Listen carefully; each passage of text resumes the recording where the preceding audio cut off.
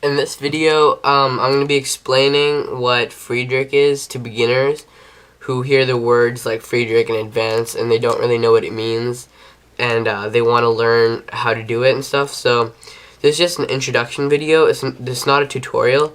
I'm not going to be teaching you how to do it. I'm just explaining what Fridrich is and how it works and stuff. So basically, it's made up of 4 parts, which are CFOP, which stand for cross, F2L, OLL, and PLL. And you probably don't know what I'm talking about, but I'm just going to explain it. So the C for cross is basically getting the cross on the side you're starting off with. So like this. And if I'm starting off with white, that would be my cross, which is the first step for Fridrich. Most beginners would be familiar with this. If you use beginner's method, you probably use the cross. So the next thing is F2L, which stands for first 2 layers. So the first 2 layers, and you solve both the first 2 layers at the same time rather than solving the first layer and then the second layer. So the first 2 layers look like this when they're done, completely done.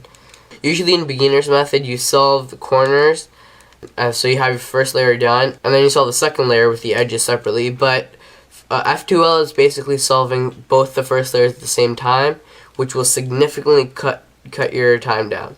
The next part is the O, which stands for OLL, which means orienting the last layer. So this is the last layer, and you're basically orienting it, which means you're turning all the corners and the edges, so the yellow is facing on the top.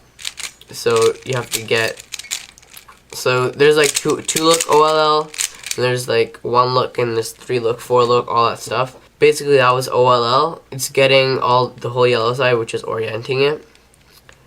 And then the last thing is PLL, which stands for permuting the last layer. So you're solving everything so you're permuting, so you're moving these pieces around so they're in the correct spot.